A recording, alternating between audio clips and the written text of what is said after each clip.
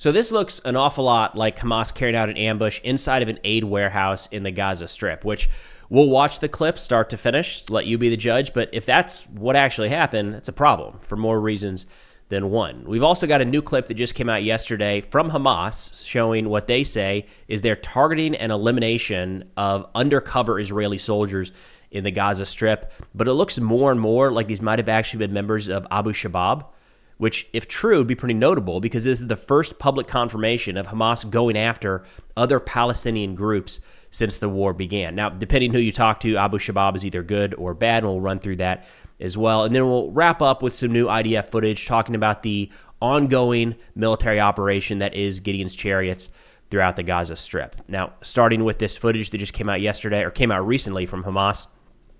This one is titled The Gates of Hell Ambush, ambush number 2 specifically. And there's a couple different clips here. This first one we actually played a few weeks ago where it shows Hamas fighters in a home kind of luring in Israeli soldiers. And once they come in, we start to see IEDs placed throughout that facility, a tactic we've seen throughout the Gaza Strip. And you'll see the use of backup cameras from vehicles used here to identify when the Israeli soldiers enter the facility right there. Nothing new. We've seen that for quite a while. But again, that clip came out a few weeks ago. Hamas is suggesting here this ambush number 2 is kind of a part of that overall operation. Not sure, maybe. But nonetheless, this is the key component here, showing a map in the Rafah area of where this is taking place. East Rafah, I believe. And then turning to the actual operation, they lay out some details here. And according to Hamas, so translated here, the complex ambush began by targeting the ground floor of a house where a number of occupation soldiers were entrenched. Using several anti-fortification and anti-armor shells, the soldiers were then engaged with appropriate weapons. The Hamas fighters retreated to the tunnel's opening and lured the occupation soldiers into a trap with a number of explosive devices. As soon as the soldiers arrived at the ambush trap, the devices were detonated, killing and wounding them. Our fighters monitored the landing of a helicopter for evacuation. Now, a quick note there, when you see the absolute destruction of so much of the Gaza Strip, this is one of the reasons that Israel points to, is they say, hey, every time we go into a building, there's multiple IEDs and tunnels. So you have to ask yourself, from a military perspective, if you have 10 buildings in front of you, and how many of those need to be rigged with explosives and go off when your soldiers go inside before you say, just level the rest, or level the next 10, or level the remainder of the block. We can't even afford to send people in. I can assure you, if the commander sent soldiers into the first 10, and every one of those 10 buildings blew up and killed his soldiers, he wouldn't be in command anymore. So there's a decision to be made there. Now, there's a line to walk. Like, you should not level 10 buildings because the first one had one mine outside of it. If 1 out of 20 is rigged, probably not a good reason to level an entire block. But what we're getting more and more from Israel is just the sheer volume of IEDs and booby traps set up throughout the Gaza Strip has necessitated the wholesale destruction of some locations, especially in the south and around Rafah. Now, turning to this clip, you can see the Hamas fighters here monitor from inside of the warehouse. Right, and this is where I say I think it looks like an aid warehouse, and you'll see more here in a second, just because what other large facilities like this are still standing with pallets of what looks like supplies stacked up side by side? I guess a question to be raised there is, why is nobody around it? It seems like this is a place people would want to be. But if this is one of the locations, there you go, look at that. That looks like aid, right? Like water bottles or something. I don't know. I technically, I mean, maybe it could be construction supplies, right? You can't tell for sure. But this is the location that Hamas is staging the ambush out of. Now, one of the reasons for the people not being there, not a lot of Gazan civilians gathered around what could be an aid location, is because a lot of areas throughout Gaza in recent weeks, the IDF has issued evacuation warnings before they move troops in.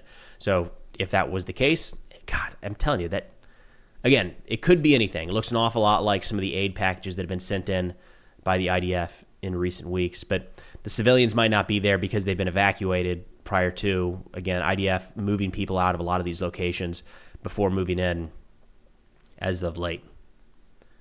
So again, this tactic of Hamas carrying out the attack, RPGs and AKs, attacking the Israeli soldiers at close range, and then withdrawing. And that's a key component here when it comes to how does the IDF effectively deal with this. And we're going to see their tactic in use. So again, we've got one of these cameras. I'm going to pause it real quick. We've got the drone flies in. This is how Israel's been clearing these buildings. A drone goes in looking for Hamas fighters and or explosive charges. And there's only so much you can see from a drone, but sometimes it might be very, very clear that there's a bunch of, say, landmines stacked in a doorway. Next up, you send in a dog to sniff around, see if they can identify any explosives or booby traps, and then the soldiers come in. So this is a method of trying to preserve the life of the Israeli soldiers, and we're going to watch this play out here. But again, keep in the back of your mind, this is one of the reasons that Israel is going in and destroying building after building, because even after they follow this protocol, you see that Hamas is watching, they detonate this building. But let's go ahead and give it a watch. So drone comes in, searches around. Again, limited amount of things you can actually see with the drone. Then the dog comes in, sniffs around. In this case, based off of the location of the camera up above, kind of makes you wonder if the explosive charges are maybe a little higher. Maybe the design here is to bring the building down on top of the soldiers.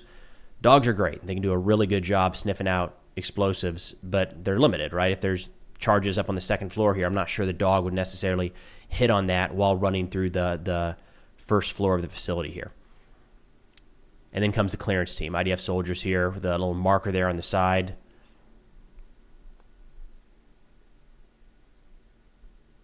Six, seven, a fair amount moving in here.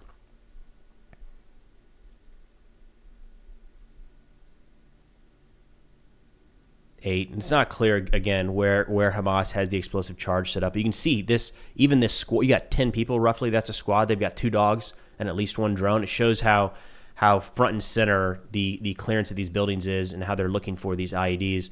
And there you go. Hamas detonating the charge. Did not see any statistics from the IDF related to this specific event in terms of total number of soldiers killed or wounded. But nonetheless, start to finish, that kind of gives you an idea of Hamas tactics in the Gaza Strip right now.